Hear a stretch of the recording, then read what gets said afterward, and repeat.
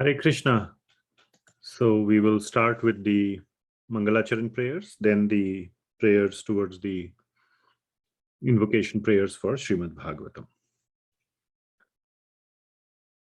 Om Ajnanatimirandhasya Jnananjanashalakaya Chakshurunmilitam Yena Tasmai Shri Gurave Namaha.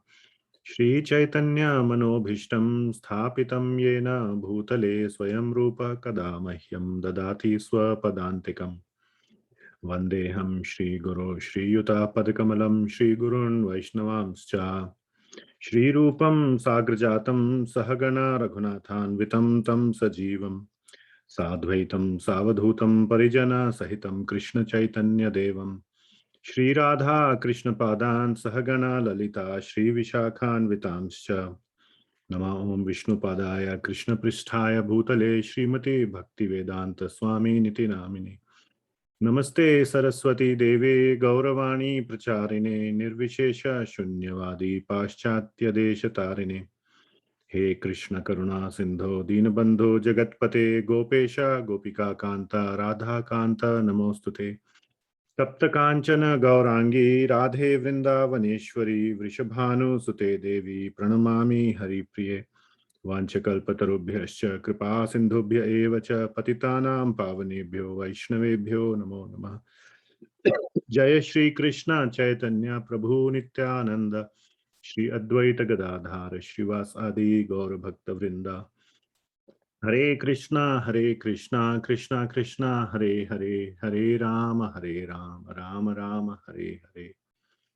Srila Prabhupada ki jai.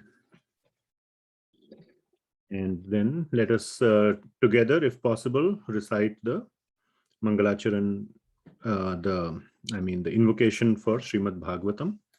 So you can repeat after me. Om Namo Bhagavate Vasudevaya. Om Namo Bhagavate Vasudevaya. Om Namo Bhagavate Vasudevaya. Om Namo Bhagavate Vasudevaya. Om Namo Bhagavate Vasudevaya. Om Namo Bhagavate Vasudevaya. Narayanam Namaskrityam Naram Chaiva Narottamam Devim Saraswatim Vyasam Tato Jayam Udirayet Nashtaprayeshu Abhadreshu Nityam Bhagavata Sevaya Bhagavati Uttama Shlokir Bhaktir Bhavati Naishtaki Krishnaya Vasudevaya Devaki Nandanaya Cha Nandagopa Kumaraya Govindaya Namo Namaha. Okay, so today we will start a new topic in Srimad Bhagavatam. This is the Srimad Bhagavatam topics class, and due to various reasons, I cannot pinpoint what are all the reasons, but somehow or the other, I thought that let's talk about, or let's discuss over the next few weeks, the topic of Bali Maharaj. So I did not specifically mention Vamana Dev or Lord Vāmana, because in every episode or every topic of Srimad Bhagavatam, more than the Lord, his devotees are glorified. So pretty much in every single topic, there is some devotee or the other who is being glorified. And even in the 10th canto of about Lord Krishna, it is some devotee or the other who is getting glorified. But anyway, in this topic, Bali Maharaj is a great devotee of the Lord who gets glorified. And we will cover his pastimes over the next several weeks. So the topic of Bali Maharaj is in the 8th canto of Srimad Bhagavatam. And I did not realize, but earlier when I thought or selected the topic, that it spans 9 chapters in the 8th canto. Almost, I would say half of the 9th canto, little less than half, is uh, the topic of Bali Maharaj and Vamana Dev. So the whole topic spans from chapter 15 to chapter 23. That is 9 chapters. And very, very, very extremely beautiful instructions and prayers, etc., are included in this topic of Bali Maharaj. It's a highly instructive discussion. So we will probably go through it for some weeks, some number of weeks. The way in which we will go through it is like how we discussed the episode or topic of Maharaj Ambarish. So there, the great devotee who was being glorified was Ambarish Maharaj. Like here, it will be Bali Maharaj. And there also what we did is that we quickly covered the whole pastime in the first class. And then over the next several classes, we went through it more slowly, but focusing on the various learnings from various aspects of the pastime or the Leela. Now, the story of Bali Maharaj is a little bit longer than that of Ambarish Maharaj. Ambarish Maharaj's pastime was covered in 2 chapters. And as I said, this one is being covered in 9 chapters. So there is a slight difference. So I'm thinking we'll cover it in 3 phases. First phase is today, where I will cover the whole story very quickly. Then we will cover it a little more in detail, and then we will go into learnings. Or maybe we will do the second and third parts together. So we will still do it in 2 phases. I haven't decided. We'll take it as we go. So in any case, today I plan to share very quickly the entire story of Bali Maharaj. And then I want to spend a significant amount of time today, like we have been doing earlier, sharing the life and biography and a life sketch of great acharyas because of their appearance or disappearance days. In the past, I think the last we discussed was 2 weeks back about Gauridas Pandit. Before that, we discussed about Srila Rupa Gosvami. Before that, Sri Sanatan Goswami. We discussed about Narottam Das Thakur and few others, if I'm not forgetting. So it is very important to know the topics or know the life sketch and the main instructions, the way in which these great acharyas served the Lord. It is highly inspiring for all of us so that we can follow in their footsteps. Following in the footsteps of previous acharyas is very, very important. Lord Sri Krishna also mentions this in the Bhagavad Gita. There is a very beautiful verse, 4.15, 15th verse of the 4th chapter, where Lord Krishna says that you can learn about the absolute truth by following in the footsteps of previous devotees. And these great acharyas are the ones whose life sketches have been well documented, and we can learn from their life. So this Tuesday, which is also known as Nandotsava. So this Monday was Janmashtami. And that's why we were spending last few weeks talking about the appearance of Lord Sri Krishna in the jail of Kamsa. And we covered that whole pastime over the last 3-4 weeks. And the next day after the appearance of Lord Krishna is Nandotsava. Nandotsava is the festival in the house of Nanda Maharaj. That is when the next day after Janmashtami, when Nanda Maharaj discovers that, oh, this little blue boy has taken birth in my house, and there is a big celebration that he does. That is Nanda Utsava or Nandotsava, in the welcoming the appearance of Lord Sri Krishna. The same day, according to the Vedic calendar, was the appearance day of Srila Prabhupada. And that happened 125 years ago. So in 1896, so this is 2021. So on the Nandotsava day, which fell on last Tuesday, all the devotees of Srila Prabhupada, everybody who has faith and respect and gratitude for Srila Prabhupada, celebrated Nandotsava, and together with Nandotsava, the appearance day of Srila Prabhupada. And this year was very special because it happens to be the 125th birth anniversary of Srila Prabhupada.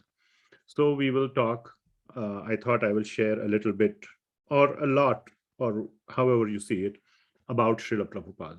He is our most beloved and most respected Acharya, without whose mercy and without whose hard work we would not have been aware, at least I would not have been aware of anything about Bhagavad Gita or any of the Vaishnava scriptures.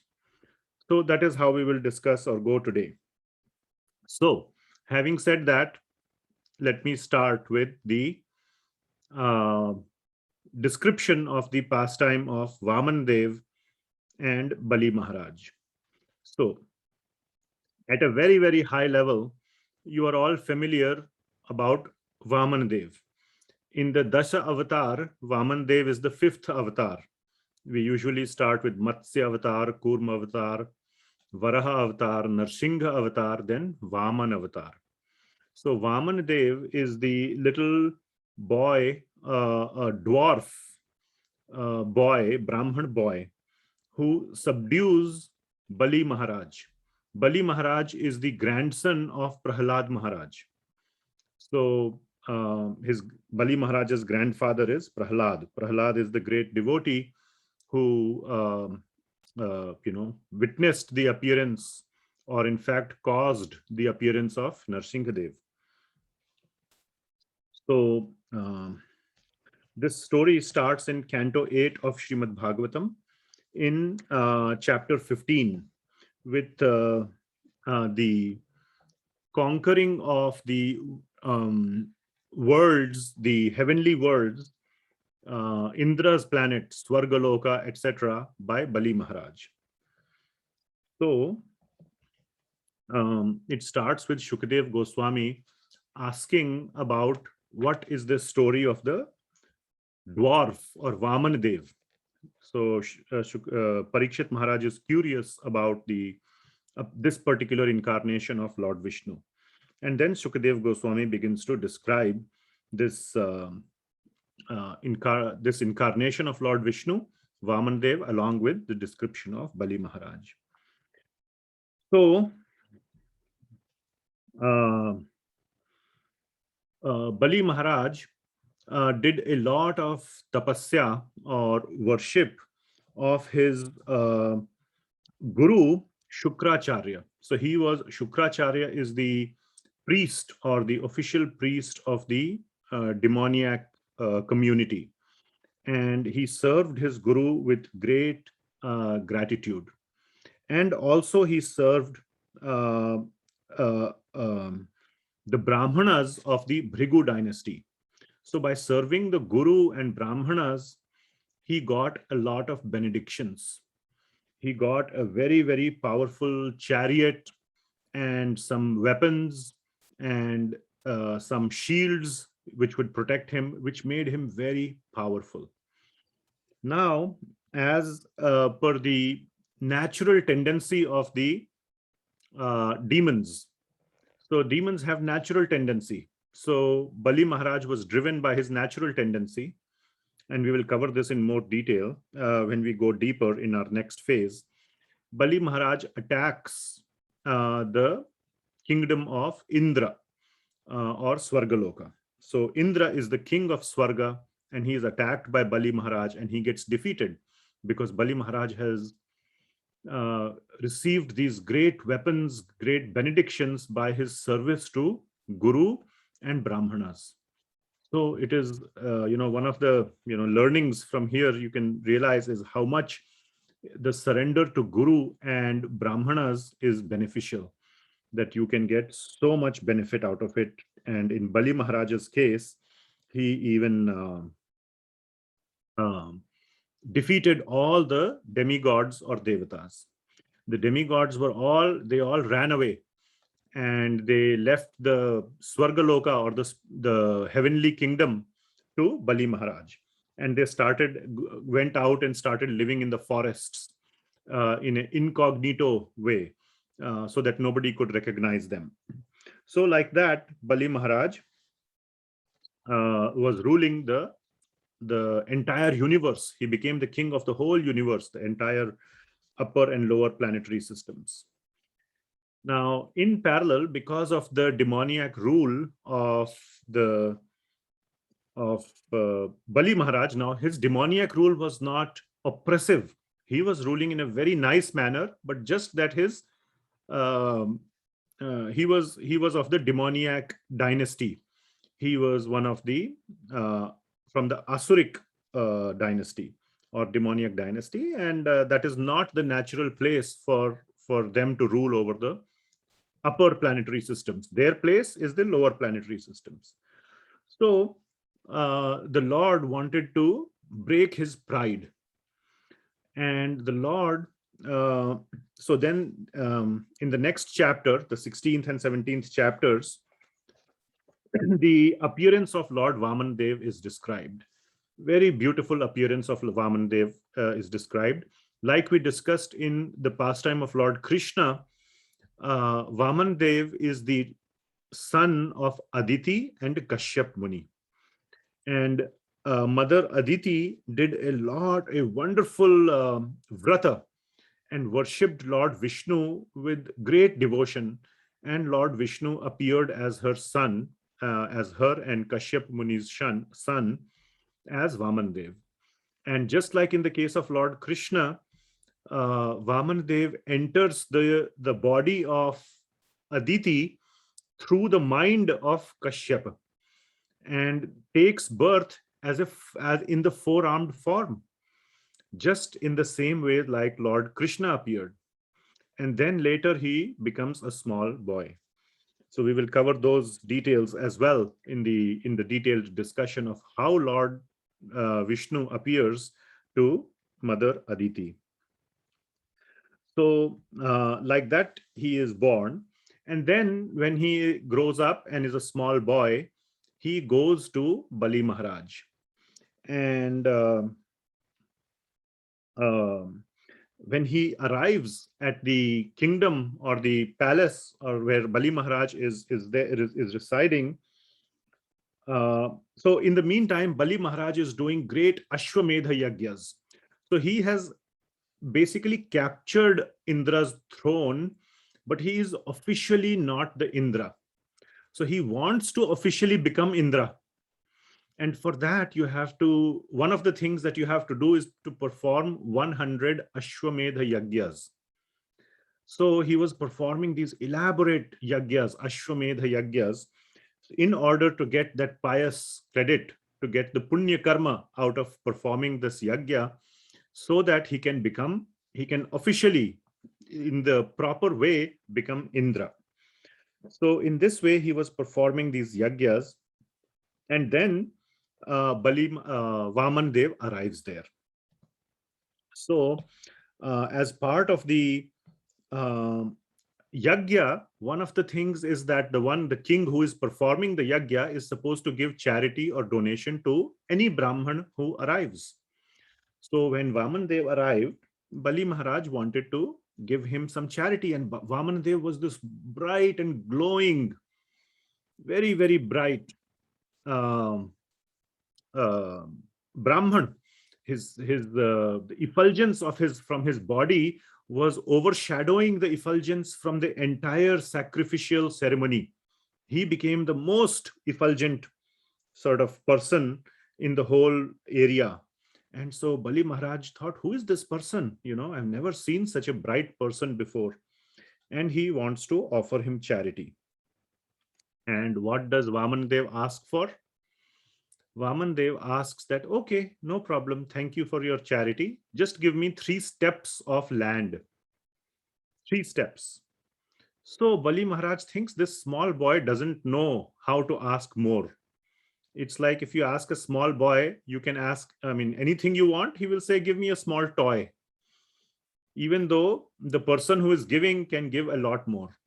So thinking that he is a small boy and he does not understand very much, he's not mature, he says, why don't you ask for something more? Then Vamana Dev gives a long philosophy. He says that, no, one must be content with whatever he gets, little he gets. I am a Brahman.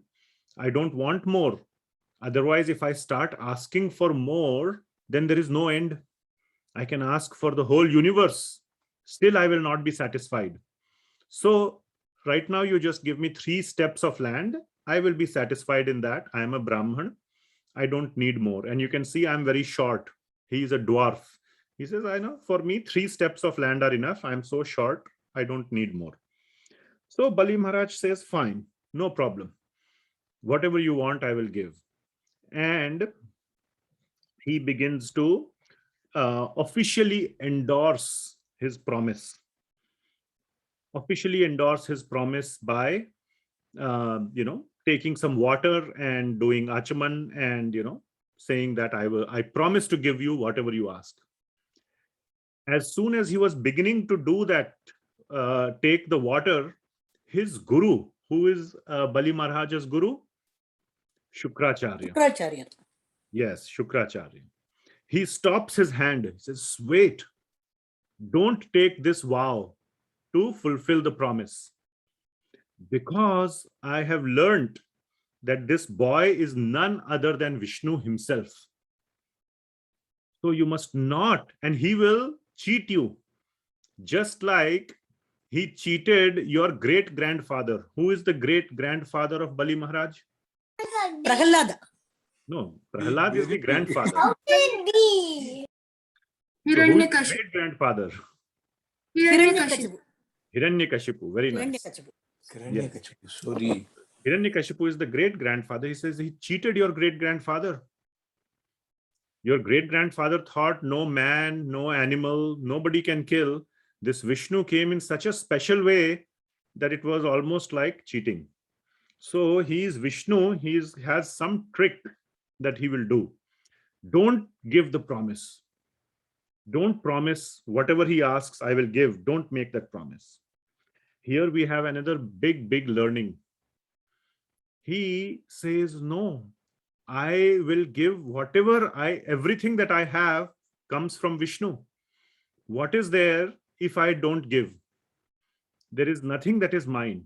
So here we see the devotion of Bali Maharaj. We see that Bali Maharaj has the right understanding. And he says that also he has appeared as a Brahman. It is my duty to give everything to the Brahmans. It is better to be glorified as one who lost everything to a Brahman than who gained some little temporary property by refusing a Brahman. Let me be more glorified as somebody who lost everything to a Brahman. So that was the great consciousness of Bali Maharaj. And he says that wealth will anyway be taken away from me one day or the other. So what will I do by trying to protect this property? And he gives the example of Shibi Maharaj, that he also lost everything. And so I have no problem in trying to, I don't have any need to protect this small piece or insignificant piece of land. And if this is Vishnu, all the more I must carry out his order. So in this way, he demonstrates that if a guru gives an instruction that is against the Shastra, which is exactly what Shukracharya was doing. First of all, Shukracharya was telling, do not surrender or do not give any charity to a Brahman, which is not correct. Secondly, he was saying disobeying the Supreme Lord, disobey the Supreme Lord himself, which is also against the Shastra. So if a guru gives an instruction against the Shastra, it is perfectly okay to reject the guru. The guru is supposed to be accepted as long as his instructions are aligned with the Shastra, not misaligned or opposite to the Shastra. Guru can give specific instructions according to our nature, because there are so many instructions in the Shastra. How many instructions you can follow? Not many. And the guru says, okay, here are the subset, or here are the specific instructions you can follow. That is guru's role, not to give opposite instructions. Okay. Just like a doctor, I usually give the example of doctor. There are so many medications to treat one illness. You ask any doctor, antibiotics, there are like maybe 500 types of antibiotics.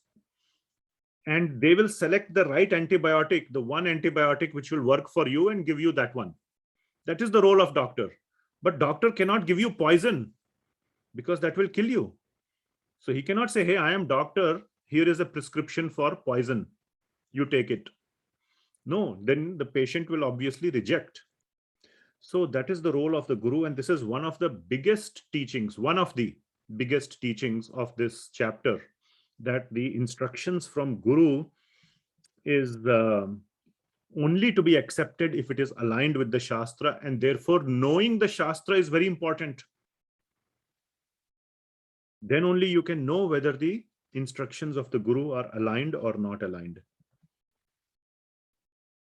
Now, because Bali Maharaj, now here another instruction is there, that the power of a guru, because Bali Maharaj disobeyed the guru, Shukracharya curses him. He says, okay, may you lose everything. That is the curse that Shukracharya gives him. And Bali Maharaj very, willingly accepts that curse. He does not refute, he does not argue, he does not retaliate. Just like Parikshit Maharaj, he also accepted the curse from the Brahman boy, the son of Shamika Rishi. And he did not retaliate, he surrendered. He said, okay, I have 7 days to live. I will try to make the best use of 7 days. So Bali Maharaj also accepted that he should be deprived of all his kingdom, of all the opulence. So then Vamana Deva, and then accepting that, he finished his water vrata, or his promise, that I will give to Vamana Deva whatever he asks. So Vamana Deva asks for 3 steps of land, and he says, yes, I give it. And Vamana Deva then displays his wonderful pastime. He expands into this huge form. He expands, and with one foot he covers, or with all the heavenly planets. And with the second foot he covers all the lower planets. And with extended arms and everything, that beautiful pastime is given in Srimad Bhagavatam. How he captures or covers the entire universe. Not even one point of land is left in the whole universe. And like that, he covers the whole universe. And when he raises his foot, it pierces the sort of the shell of the universe. And there is the Viraja river that is flowing between the separation of the material and spiritual worlds. And the water starts coming down from there. And that water then falls, it touches obviously the toe of Vamana Dev. And it comes to Brahmaloka first, because Brahmaloka is the topmost planet in the universe. And Lord Brahmaji is so happy that this is water that is coming from the feet, which has touched the feet of Vamana Dev. So Lord Brahma washes the feet of Vamana Dev with that water, which then flows down further and becomes the Ganga or the Ganges river. So that is the Ganges river, which is coming from the spiritual world and is purifying all of the material worlds. So like this, he covers with 2 steps the whole universe, and then he shrinks back into the size of a dwarf and says, and then begins to chastise Bali Maharaj and orders Garuda to come and arrest Bali Maharaj. So Garuda comes and arrests him and says, "You have lied. You are a liar. I have taken away with 2 steps everything that you had. Now you have nothing more to give. So where should I put my 3rd step? There is no place left. There is nothing that belongs to you that I can put my 3rd step on. So what can you give?" So very logical point Vamana Dev makes. And he says that because you could not fulfill my promise or your promise to give me the charity, you shall go to hell. Now here there is beautiful verses or description, or we can see the consciousness of Bali Maharaj. So Bali Maharaj, in a very nice way, he describes it. It just shows, when you hear the prayers of Bali Maharaj. You should mute.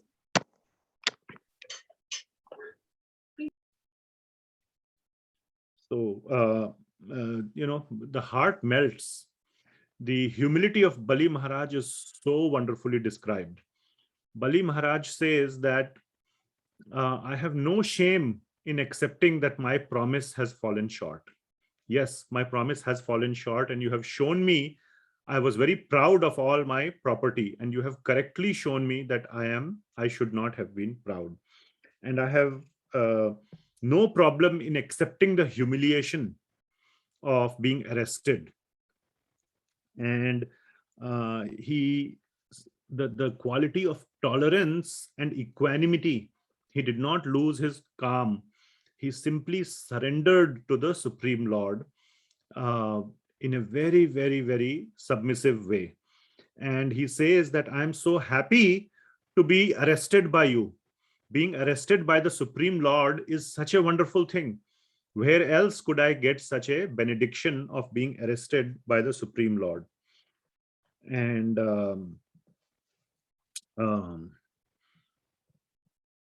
he's saying that, I have had the same fortune as my grandfather, Prahlad, who appeared before Prahlad Maharaj, and now you have appeared before me. So I want to take full shelter of your lotus feet. So then he says that I offer my whole self. I have lost my property. Property is lost, but my self is still mine. It is me. My Atma which is the real me. I offer that to you, which means I surrender my Atma.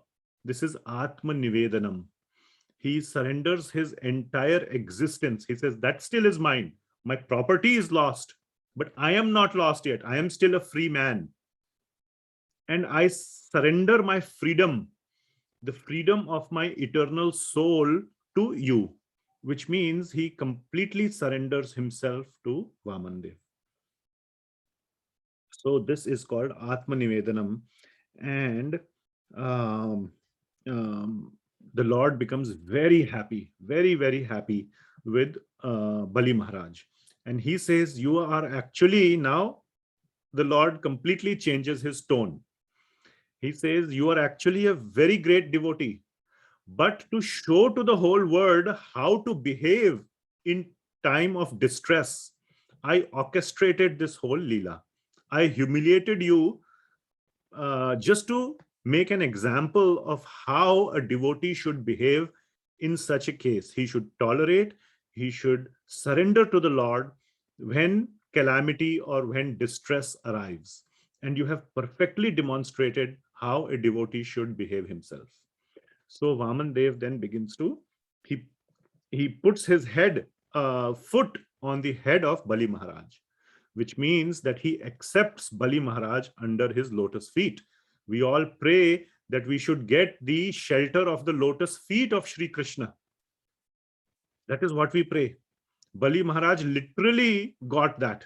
He literally got the shelter of the feet of Vamana Deva. What better benediction than that? So, and there is another learning that Vamana Deva gives. This is very, very important, very, very extremely important learning. He says that if a devotee, my devotee, little bit, even if he becomes puffed up by his material opulence, then I take away the material opulence. And then surrender occurs. So as long as if one is a devotee, one should never, ever be proud of his opulence. Because he is a devotee, the Lord cannot harm him. The Lord will not treat him like a normal through the law of karma. The Lord always protects his devotee. In this case, the Lord will be protecting the devotee's consciousness. The protection is not for his wealth, but is for his devotional consciousness. And if this material opulence is coming in the way of the devotional consciousness, then the Lord takes away the material wealth so that the devotional consciousness is maintained. And that is what he did in case of Bali Maharaj.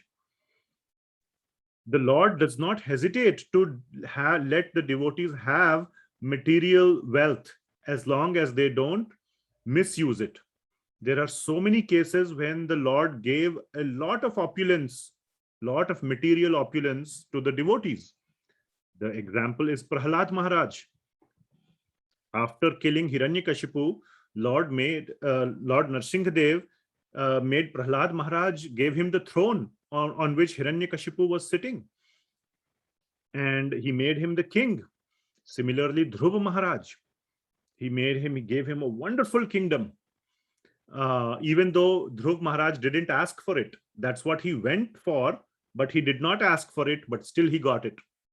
Another example is Sudama Brahmana.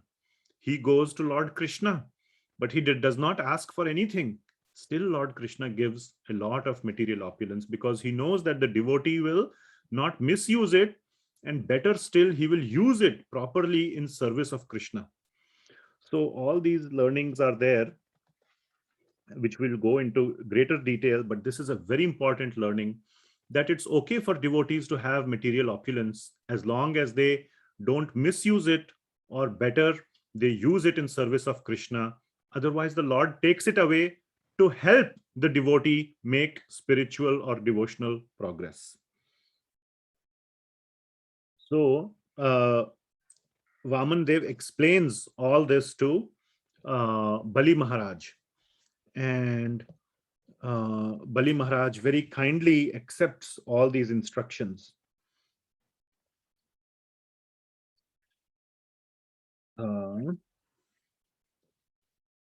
And then Vamana Dev also gives another benediction to Bali Maharaj. He says, you wanted to become Indra?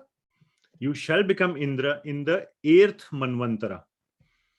So till then you go and live in this hellish planet. The name of the hellish planet is, I wrote it down somewhere, but now I have forgotten. Sutala Loka. So it is a very opulent hellish planet. And the Lord says you go and live there, and in the 8th Manvantara, right now we are in the 7th Manvantara of Vaivashvata Manu. Manvantara means the period of reign of a Manu.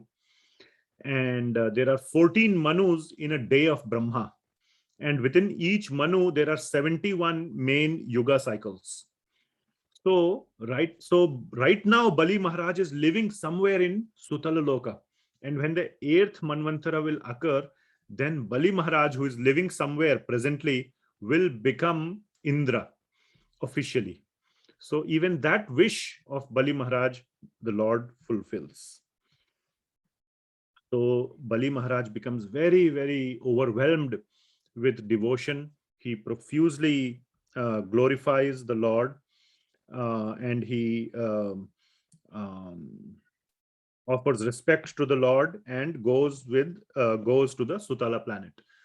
The Lord says one more beautiful thing. He says, don't worry, if you're going there in the Sutala planet, it is one of the lower planets, you will have association of demons. Okay, but don't worry, your association will not be polluted. I will personally protect your consciousness while you are in the demoniac planet. And you go and disseminate my glories to the demons. So he is sending Bali Maharaj as a ambassador, saying, you go and I will protect you. I will be standing at the gate of the Sutala planet. I will personally become your soldier, your guard, to make sure that no demoniac consciousness is able to affect you. No demons are able to affect you. So the Lord takes up the service of the devotees. Even in the case of Ambarish Maharaj, we saw, because Ambarish Maharaj was such a great devotee, the Lord gave his personal Sudarshan Chakra for the protection of Ambarish Maharaj. Here the Lord is saying, I will personally protect you from any demoniac consciousness. So such a wonderful benediction was received by Bali Maharaj, and he says, your grandfather Prahlad Maharaj will also go and stay with you. You go and happily live with your grandfather Prahlad. So two great devotees are currently spending time in somewhere in Sutala Loka, in this universe. So very wonderful aspect. And then, interestingly enough, Vamana Dev turns to Shukracharya. Says, Bhai, aapka kya hoga? You were the one who were trying to give incorrect instructions to my devotee. So what should be done with you?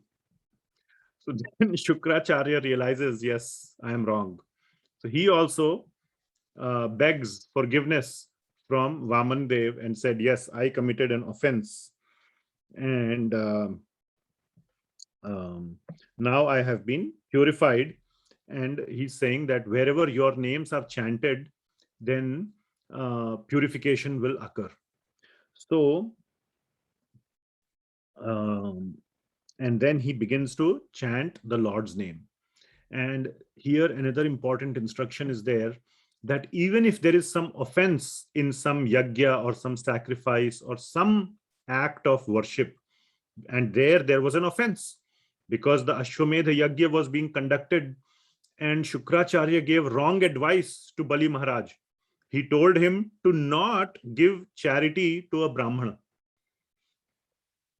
But then Shukracharya says that because your name is now being chanted, any offense, anything, any mistakes that are done during any kind of sacrifice, they are nullified. So this is another learning, that we all have demoniac consciousness. We all, when we are doing worship, we are not doing it in the proper way. There is always some mistake or the other that happens.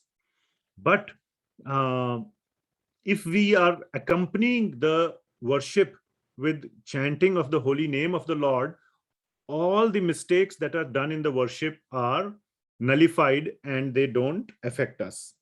So like that, Vamana Dev accepts the prayers of Shukracharya and then goes back to his own abode. So and he gives back the heavenly planets to Indra as well. So that is sort of a very, very short compressed pastime or leela of Vamana Dev. And as you can see, I covered just a few very important learnings, but from the verses we will see many, many, many more learnings as we go along. So we will stop there as far as the pastime of Vamana Dev is concerned. So, and then we will transition into the next part of the discussion. But before we go there, any comments or questions or anything anyone wants to share? Hare Krishna, Prabhuji. Yes, Hare Krishna. I have one question. When Vamana Deva when he pricked the causal ocean barrier, whatever, like I guess it was barrier or something. When he just when he let the Viraja river flow into the universe. So we heard about this thing called Akash Ganga. I guess it's the Milky Way. So is it the same Ganga which is flowing through the universe? Akash Ganga. Yes, Is it this? yes, yes, that's what I have heard also. Now I have, once I begin preparing in detail for the class, I will read Srila Prabhupada's purports and other purports written by, for example, Sri Vishwanath Chakravarti Thakur, and I will see what references they have given. But yes, that is correct. I have heard that the Akash Ganga is the flowing of the Viraja river from the separation of the material and spiritual worlds into our universe. Thank you. Hare Krishna. Anything else? Hare Krishna, Tuji, Dhanak Pranam, Jai Shri Prabhupada. Hare Krishna. Can I share something, bro, with the permission too? Yes, please.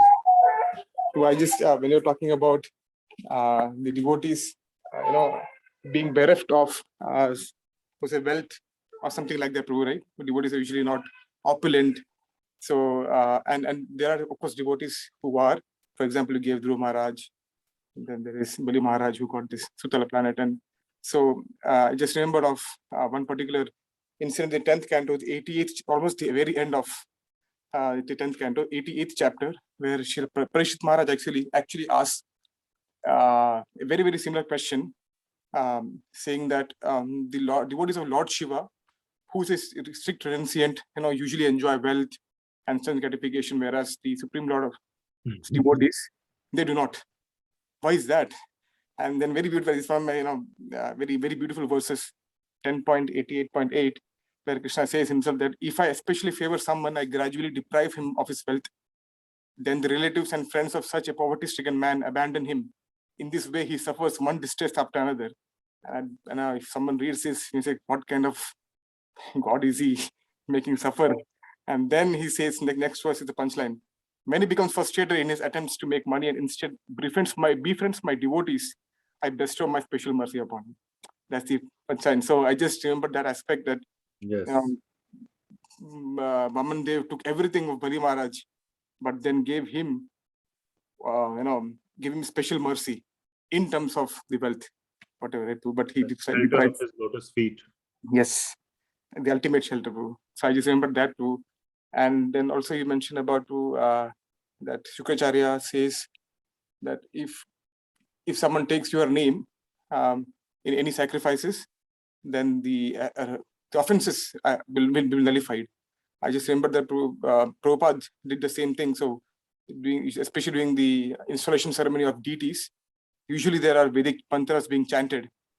But very, very unique thing about Prabhupada is that he did not want that. He didn't, because Vedic mantras we cannot chant properly, not with the correct meter, the pronunciation, the pitch, whatever it is. Prabhupada always wanted Harinam to go, no matter what. Just so Prabhupada used to say that just chant Hare Krishna mantra during installation. That's enough. We don't need to chant necessarily all the Vedic mantra. If at all you can chant, it's fine, but that's not. Yes. And one more thing to maybe you can stress a bit more on this, that even though Lord's name can be chanted and all the offenses are nullified, but we should not take advantage of that. That's an offense itself. Yes. I think that commit sinful activities on the strength of the holy name. One of the offenses, holy name. So maybe we can stress on that aspect also too, if you please. But I just thought of these points. Thank you so much for amazing. Thank you. Wonderful points. Excellent points. Thank you. Thank you so much. Well, there's not much to stress on that. It's very straightforward point. Like you said, we should not misuse that benediction that the Lord's holy name can cancel all offenses. So we should not have the consciousness of committing offense and then trying to cancel it by this sort of a antidote. So the Lord's holy name should never be misused as it is an antidote, but it is for genuine mistakes, not for purposeful mistakes. That just because I have an antidote, let me go and commit a action and then I will, or a sinful action, and I will use the antidote. So, I mean, it's very, very straightforward. In fact, I was hearing a lecture today. The first deity on the other point, deity installation was done by Srila Prabhupada after he came to the West, was the installation of Sri Jagannath, Baladev and Subadhra in San Francisco. And that was the first deity installation that occurred. And then Srila Prabhupada wanted to do the welcoming of those deities. And he had, he did not have any official disciples as such. There were all these bunch of hippies. And said, Srila Prabhupada said, we will do deity installation today. I said, okay, what does that mean? So Srila Prabhupada had brought a bunch of candles with him. He gave one candle to each one and said, just light the candle and rotate it like this. And you chant the Hare Krishna Mahamantra. And that was the deity installation ceremony for the first deities of Lord Jagannath. And then he, after a month or two, he took those deities out. There also is a very nice story that, this is just how I just want to show again, probably this is a good segue into the next part of the discussion, how accommodating and how principle oriented Srila Prabhupada was. Not prescription oriented, that everything should be done by prescription, one step, next step, third step, fourth step. Not like that. He was very accommodating and principle oriented, that the principle should be followed. So he used to teach that we should do everything to please the Lord. And when devotees would ask how to please the Lord, he says, whatever you like, deities will like also. So, that is the meaning of pleasure. So, of course, nice pleasure. If you like smoking, it doesn't mean you should, put a cigarette in deity's mouth. Not like that. So, one day, Srila Prabhupada came to the temple in the morning, and he found Lord Jagannath missing. Lord Jagannath had taken off. Baladev ji and Subadhra Maiya were there, but Lord Jagannath was missing in action. Then Srila Prabhupada said, where did he go? So he asked one of them that where did he go? He said, Lord Jagannath has gone to the beach. He said, what do you mean he has gone to the beach? He said, you said that, we should try to please the deities. So I like going to the beach. He said, or one of the devotees, he wanted to go to the beach. So he took Lord Jagannath with them. He thought Lord Jagannath will also enjoy the beach. So Srila Prabhupada was very happy. He said, very nice. That is the right consciousness. So Srila Prabhupada was always focused on the consciousness. And that is when he actually got the idea. That was, Srila Prabhupada took it as an indication that the deities want to go out for Rath Yatra. So it seems that till then, Srila Prabhupada probably had not either entertained that idea or whatever, but that was an indication from the deities. He took it like that.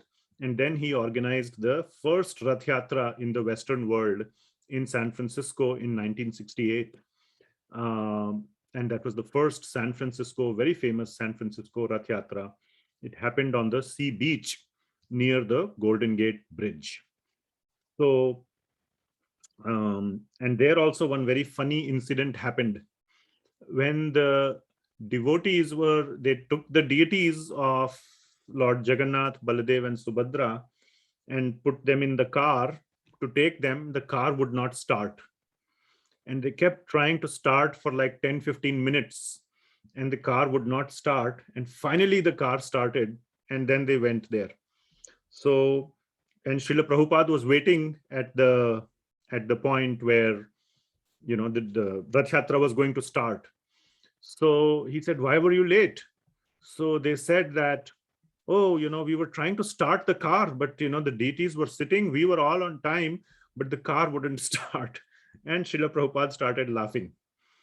And he said that, yes, this happens all the time, even in India. The Lord does not move till he wants to move. Only when he wants to move, he will move.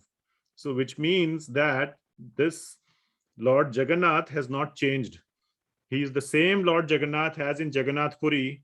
The same Lord Jagannath is here as well. He is as wishful, or as what do you say? One who does things with his own desires. I am missing that word. Self, whatever, So the Lord was, that was a very nice incident that happened, and that was the first Rath Yatra by Srila Prabhupada, or first Rath Yatra ever done in the western part of the world. So this past Tuesday was the 125th birth anniversary of Srila Prabhupada. Srila Prabhupada was born on the Nandotsava day, as I was describing in the beginning of the discussion today, in 1896 in Calcutta. And recently, the house where he was born in Calcutta has been purchased by ISKCON. And so that house where Srila Prabhupada was born was earlier somebody, I don't know what was the situation, but now it is ISKCON property. And they have very nicely decorated it. And it seems that the Chief Minister of Bengal, Mamata Banerjee, inaugurated that place and all that. So Srila Prabhupada was born 125 years ago in Calcutta, in India, in West Bengal. And his childhood was very devotional. His father, Gaur Mohan Dey, was a very, very devotional person, and he gave very wonderful devotional training to his son. Now, as Srila Prabhupada was growing up, he became, this was in the 1920s, early 1920s, he became involved in the Mahatma Gandhi's movement of Indian independence. And this was, it is said, done to increase his inspiration to preach the message of Bhagavad Gita. I will come to that very shortly. So he was deviated from his devotional side, not deviated, that was still there in his heart, but he took up this cause of Indian independence under Mahatma Gandhi. And in that mindset, in that context, he happened to meet his future guru, Bhaktisiddhanta Maharaj, in 1922. That was the first meeting between Srila Prabhupada and Bhaktisiddhanta Maharaj. And in the first meeting itself, Bhaktisiddhanta Maharaj could realize that this is the special person who will carry forward the movement of spreading Krishna's message to all over the world. So he, without knowing this person, it's like as if you go somewhere and you are a stranger and somebody gives you an instruction, gives you a life mission that this is what you should do in life. It would be so shocking. So Bhaktisiddhanta Maharaj told publicly, he told to Srila Prabhupada, you are a very educated person. You should use your education, especially your command over the English language, to spread Lord Krishna's message and Lord Chaitanya Mahaprabhu's message to the Western world. Srila Prabhupada was taken aback. What is this man talking about? How can he just order me like that, or tell me he doesn't even know what is my goal in life and what I want to do and so on. And he's just saying, so this is how a true man of God speaks. Bhaktisiddhanta Maharaj was a genuine man of God, and he does not hesitate to give direct instructions to other men of God, which is Srila Prabhupada. They can identify them and they can give them instructions. And then Srila Prabhupada very humbly said that who will hear Lord Krishna's and Lord Chaitanya's message as long as there is the captivity of the British Raj? And then Bhaktisiddhanta Maharaj said another wonderful thing. He said, which captivity is more captivating, the British Raj or the captivity of Maya? Which one is stronger? And that hit Srila Prabhupada like a hammer. It made so much sense that it is way more important to free people from the captivity of Maya and from this illusion, rather than the captivity of some British government that is so temporary, that is so insignificant in front of this bigger captivity. And he said, Bhaktisiddhanta Maharaj said that the prime concern should be to give freedom to people from the entanglement of birth and death, rather than freedom from the British Raj. And therefore, you should take up this higher cause. Don't take up this petty cause of getting independence from the British. Try to get independence yourself and everybody else from the captivity of Maya and from the cycle of birth and death by practice of Krishna consciousness. So that was the message of Bhaktisiddhanta Maharaj in the very first meeting. And that message remained with Srila Prabhupada forever. And remember, this instruction was given in 1922. Of course, there were more meetings between Srila Prabhupada, not many, just 3 or 4 more meetings, that's all. But over the course of time, Bhaktisiddhanta Maharaj passed away or left this planet in 1936. So the common time after Srila Prabhupada knew Bhaktisiddhanta Maharaj till he passed away was 14 years. And in those from 22 to 36, in those 14 years, Srila Prabhupada met him a few times. But on the very first time, he got the instruction to go preach this message or spread this message to the Western English-speaking world. And when did he begin the execution of that message? When did he actually go to the Western world? In 1965. So somebody can do the math. 65 minus 22. How much it is? 43. 43 years. Is that correct? 22 to 65. Yes, 43 years. He spent 43 years preparing to execute that instruction. And that is why Srila Prabhupada's life is called a life in preparation. From the material standpoint, Srila Prabhupada lived for 81 years. And 43 is more than half of 81. So more than half his life he spent preparing to execute that instruction from his Guru. And that is why he was able to do it so wonderfully. In the last 11 years of his life, or 12 and a half, 12 years, from 65 to 77, Srila Prabhupada established Hare Krishna chanting as a worldwide phenomenon. Everybody in the whole world was familiar what is Hare Krishna. At least in the Western world, definitely, and even in India, everybody knew who Srila Prabhupada is and how he had spread Lord Krishna's message to the Western world. He had opened 108 temples all across the world and made direct disciples from these very, so to say, materialistic people all around the world. Almost 10,000 people became his direct disciples. So such great, and then they further had disciples, and the movement is still going on. And we are part of that movement. And we are having this conversation today on the 4th of September, all because Srila Prabhupada came to the West and spread the message, and which went back to the Indian population as well. The message went back in a very, very simple and scientific way. A lot of us, as the Indian population was sort of coming out of the British Raj and was becoming more aligned with the Western thought, the faith in its own Indian philosophy and culture was diminishing.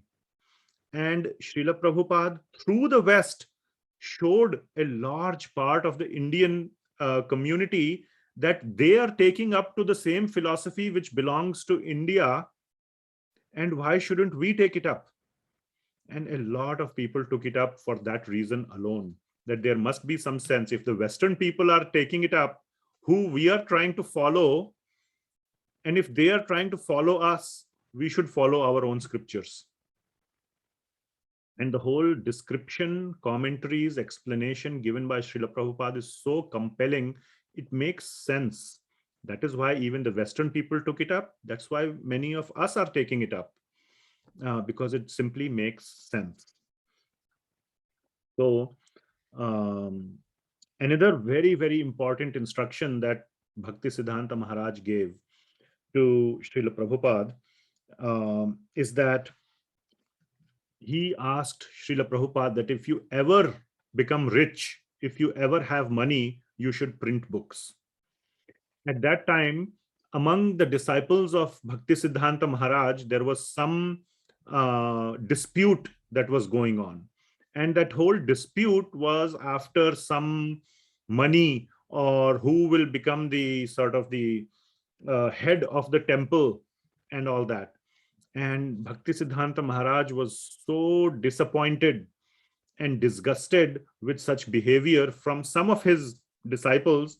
He thought, why I have built this whole Gaudiya Math movement, and instead I should have spent all that money in printing books and distributing the message.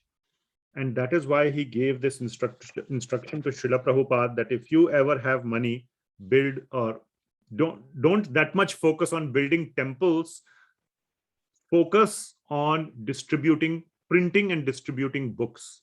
That is the number one message. He in fact said, I would rather break the temple, sell the marble and print books out of it. And Srila Prabhupada very wonderfully executed that instruction also. And that resulted in the whole formation of the BBT as we know today, Bhaktivedanta Book Trust, and all the Bhagavatam and Bhagavad Gita that you all have, this is all being published by BBT. And BBT is the largest distributor in the world of Vaishnava literature today.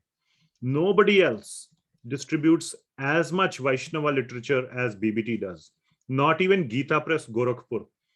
Gita Press definitely has a much larger, collection of literatures that it prints. It has all of them, but in the terms of volume of distribution, not many people are interested in taking it.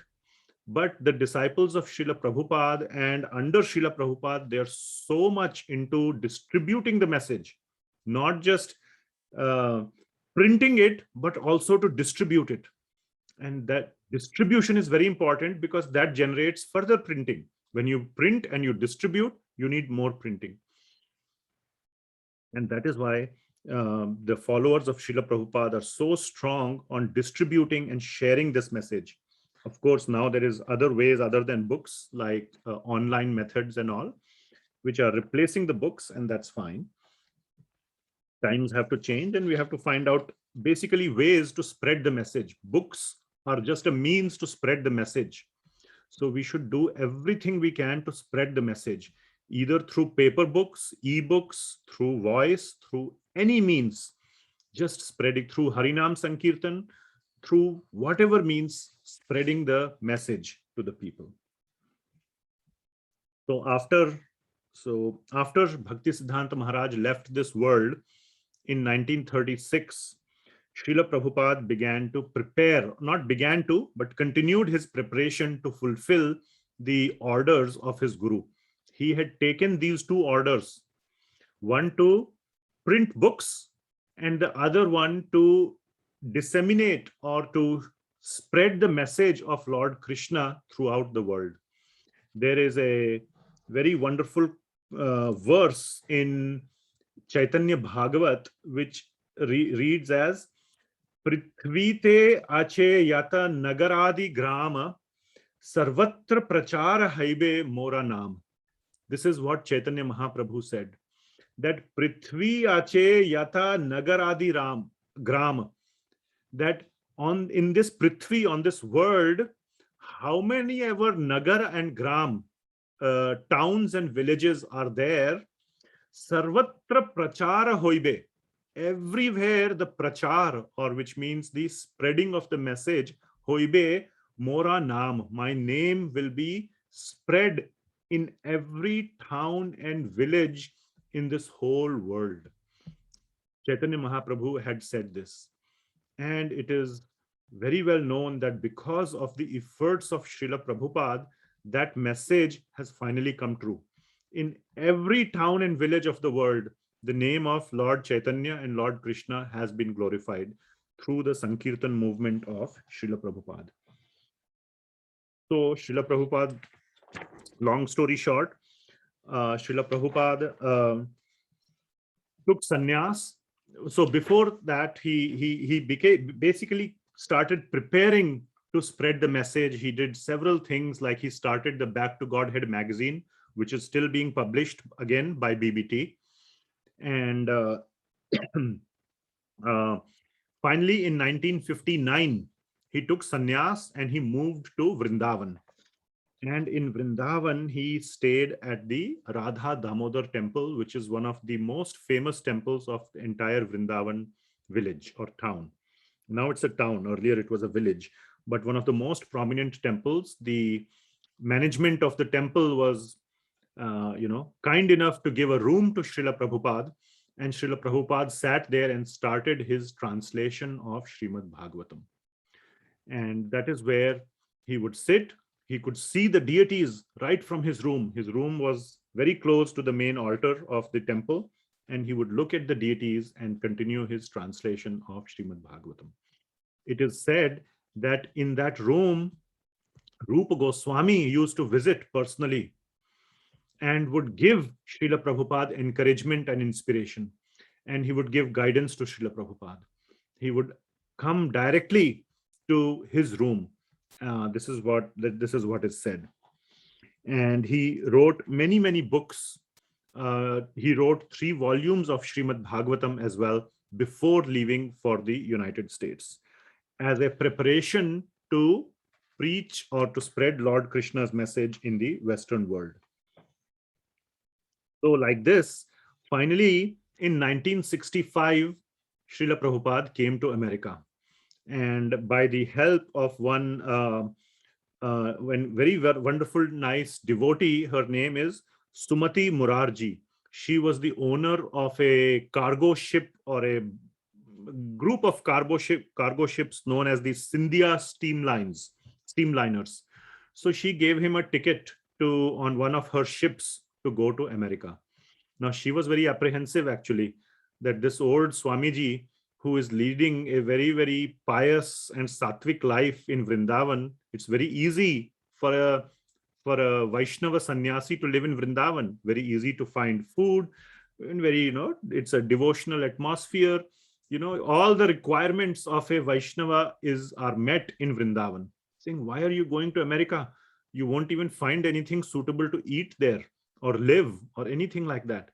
But Srila Prabhupada was very fixed. He knew the time had come for him to execute on Bhaktisiddhanta Maharaja's instructions. So she gave him actually a round trip ticket. She told him, if you don't like it, you come back. So she was so kind. He, of course, never used the round trip, the return ticket. The return ticket went unused. Of course, he came back to India, but that's when, after he had established ISKCON, and there were a lot of disciples and a lot of donations came, and he took an aeroplane to come back to India. He didn't use that ship ticket. So that return ticket was not used, by Krishna's blessings. Before leaving for America, Srila Prabhupada visited the Samadhi of Bhaktisiddhanta Maharaj. And he said, my dear Guru, you have given me the instruction.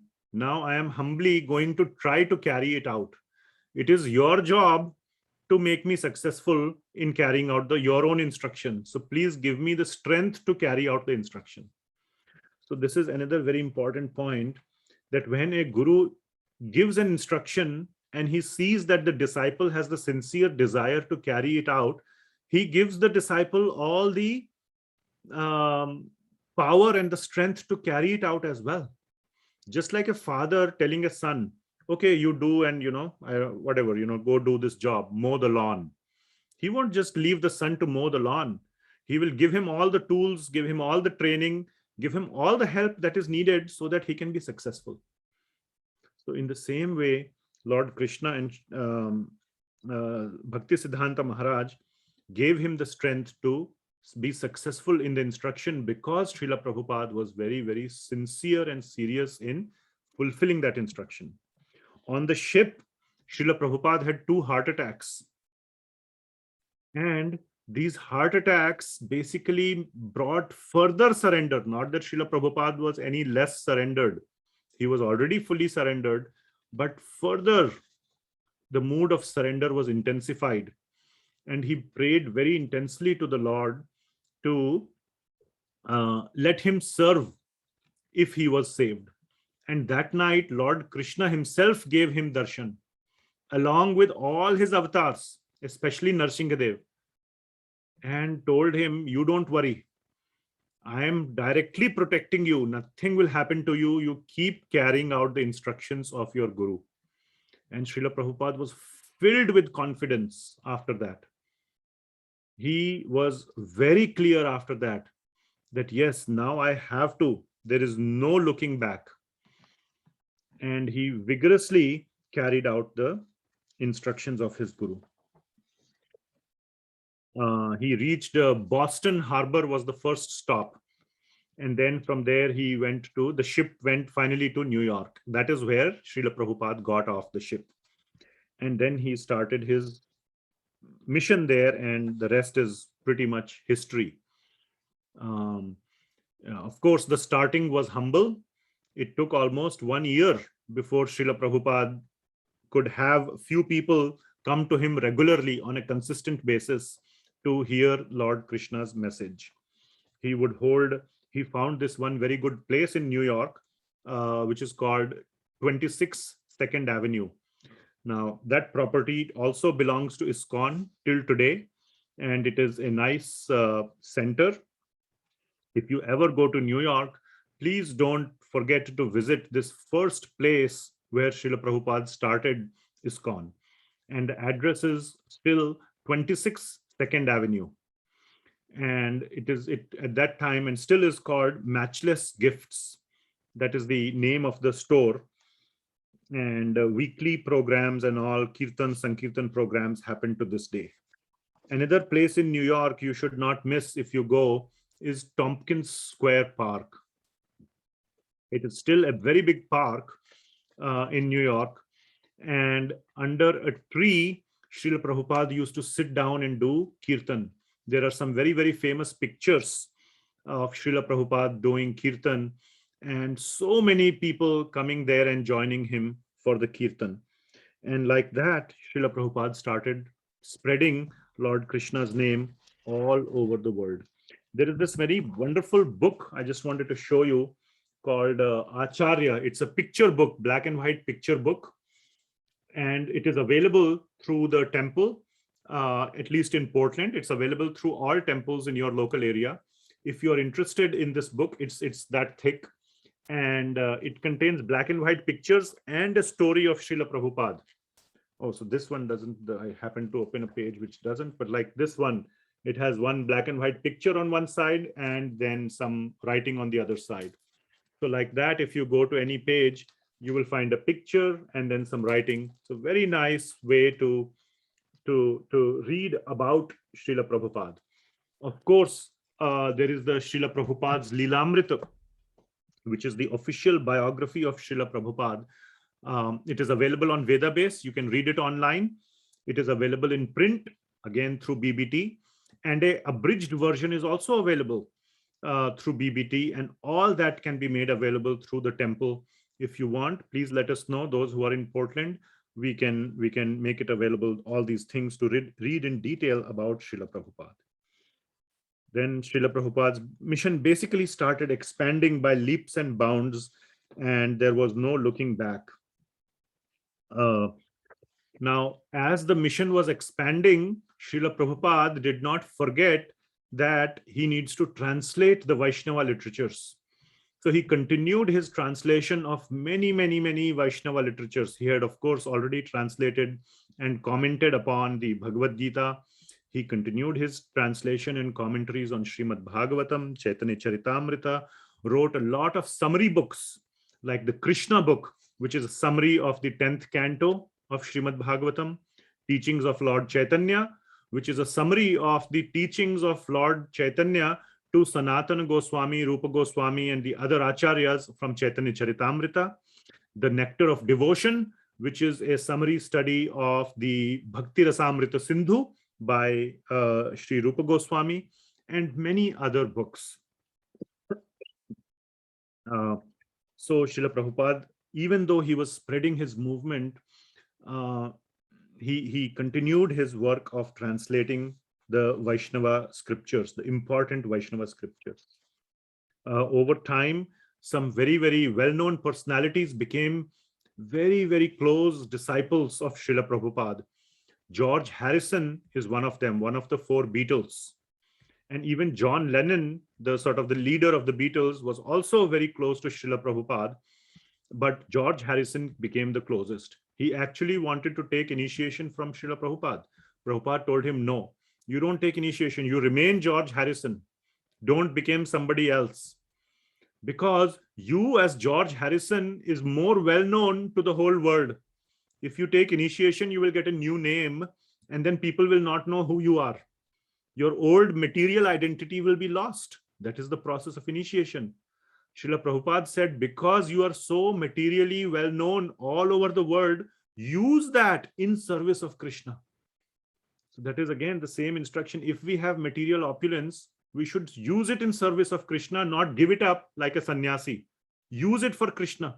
Like Raghunath Das Goswami, when he received so much money, he didn't give it up. No, I am a sannyasi. I don't want the money. Take it back.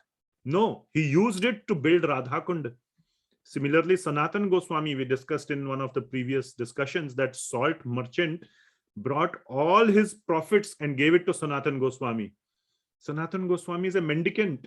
He has nothing to do with money, but he still accepted it and built the wonderful Radha Madan Mohan temple. So similarly, George Harrison accepted his own opulence and he continued to be George Harrison and continued to be of service to Srila Prabhupada.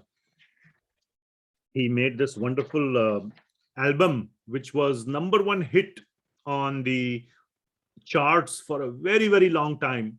And a lot of people heard the name of Krishna by the, because of George Harrison. And he financed many, many other projects like the publishing of the Krishna book. He gave his very big property, which is now called Bhaktivedanta Manor, to Srila Prabhupada. And today, even today, near London, there is this Bhaktivedanta Manor, which has a huge, wonderful temple and ashram. And if you ever go to England or London, please visit there.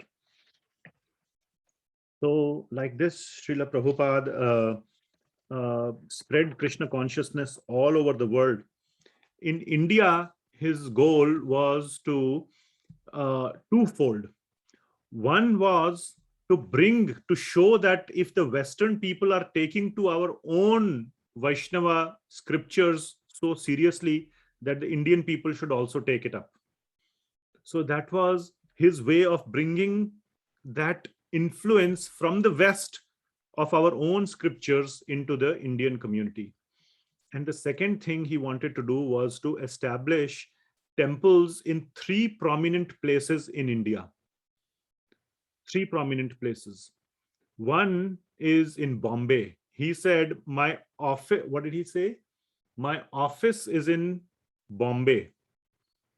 Bombay is office. Bombay is the office. Mayapur is the place of worship. And Vrindavan is my home. Am I right on those things? I'm speaking Yes, from Prabhu. memory. Yes, Prabhu, that's right.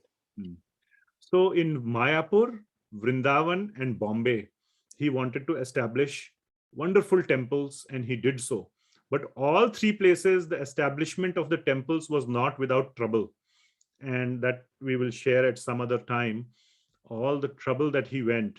But he stayed steady, and Lord Krishna helped him, and 3 wonderful temples were established in those three cities. The Bombay temple is known as the Sri Radha Ras Bihari temple in Juhu, Bombay. And of course, many other temples were established in Bombay, including the other very famous temple in Chowpatty of Sri Radha Gopinath ji. And then in Vrindavan, of course, there is no dearth of temples, but Srila Prabhupada wanted a temple where the Western disciples could come and, call their sort of home. And that became the Krishna Balaram temple in Ramanareti in Vrindavan. And finally, in Mayapur, Bhaktivinoda Thakur had predicted that there will be a huge Adbhut. Adbhut means wonderful temple will be built here. And that temple, that prophecy, it could not be completed in Srila Prabhupada's time, but he sowed the seed of that prophecy in the heart of Ambarish Prabhu, who is the great grandson of Henry Ford. His name is Alfred Ford.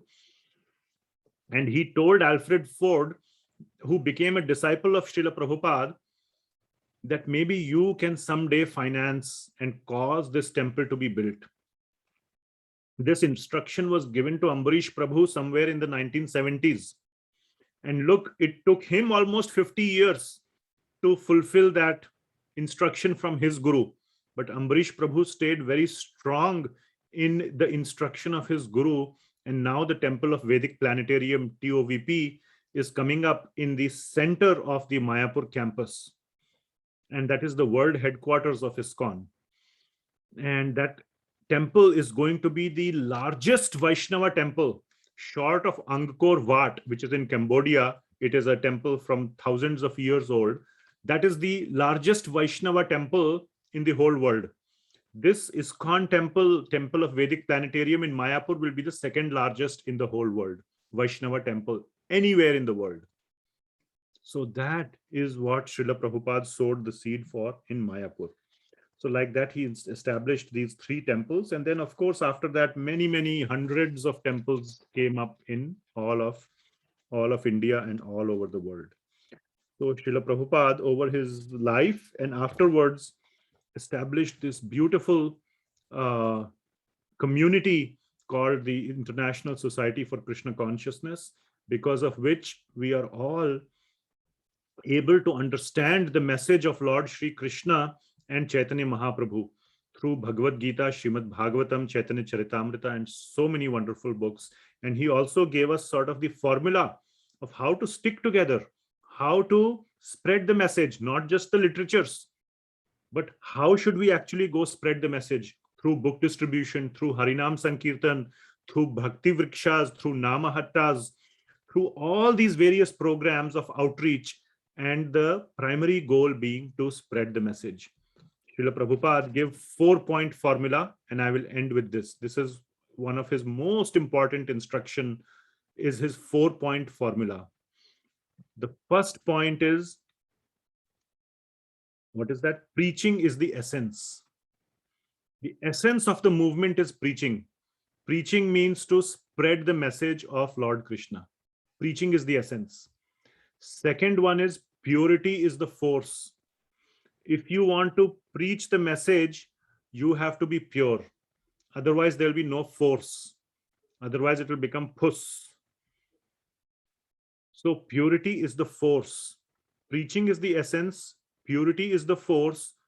And books are the basis. You have to preach what is there in the Vaishnava literatures. That's why Srila Prabhupada calls it Bhagavad Gita as it is. Books are the basis of the preaching. You cannot preach your own self-manufactured philosophy. You have to preach what is in the books. So the books are the basis, and utility is the principle. The principle is to utilize everything in service of Krishna. So in that way, you can fulfill the mission of preaching by your purity, by giving the unadulterated message, and by utilizing everything in Krishna's service. This was Srila Prabhupada's 4-point agenda or 4-point mission to make the instructions of his guru successful. So I'll end with that. And Srila Prabhupada ki jai. Great Acharya in our disciplic succession. Thank you. Any comments, questions, or anything that anybody wants to say? Hare Krishna Prabhuji, I have one small doubt. Can I ask?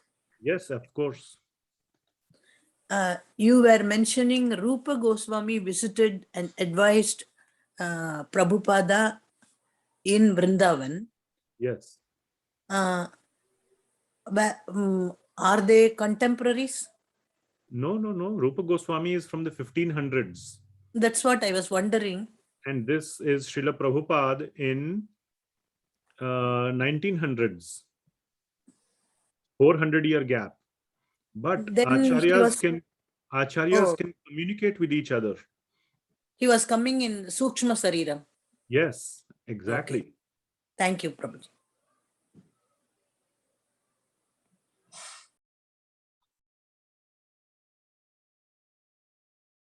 Anything else? Thank you, Prabhu, for the wonderful Prabhupada Katha, Prabhu. Amazing. It's amazing to hear about Prabhupada every time, Prabhu. Never gets old. Thank you, Prabhu.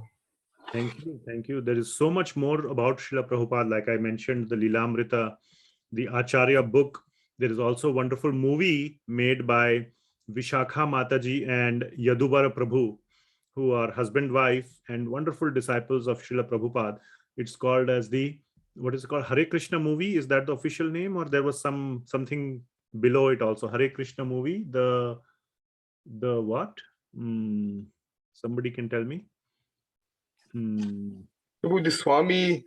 Swami in a strange land, right? No, Swami, the movement who started it all, something like that. Prabhu. The Swami, yeah, the movement, and yeah, basically, but you search for that Hare Krishna movie or something, very beautiful.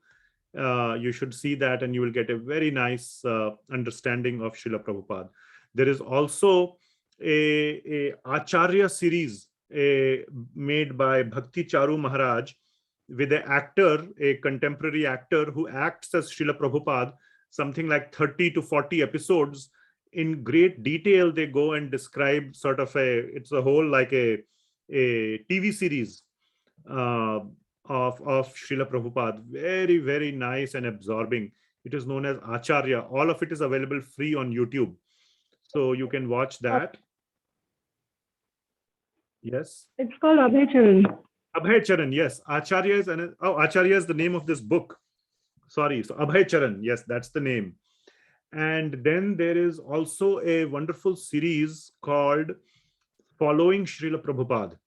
And a wonderful footage, almost all the video ever captured of Srila Prabhupada is shown there. So you can engage your mind in knowing and appreciating Srila Prabhupada through all these methods. I think Paras Prabhuji has posted some chat which has a link to the movie name. Hare Krishna mantra, the movement and the Swami who started it all. Yeah, so thank you for posting that. So yes, that's anything else anybody wants to share? Yes, Shivani, you have your hand up. Yes, you said about the movie. Is it available in India also? No, I think so. If you Google for it or on YouTube, it should be available. We have searched for it, but not available in India. Ask in your temple. You are in which city? Delhi. Oh, Delhi. Then you can go to one of Delhi has so many temples. Go to one of them and ask them how to get it. I'm sure they will have a way on CD or DVD or something. Prabhuji, it is online also. Yeah, but online, I think India and all, they may have access problems because some of this content is based on country. Maybe. I'm just guessing. Okay. Prabhuji, it's one more resource, Prabhu. It's on YouTube, Yes. as you mentioned, following Srila Prabhupada. There's one more, got Prabhupada Memories, Prabhu. If anyone Srila wants Prabhupada to- Memories, yes. That's another one. Go ahead. No, please go.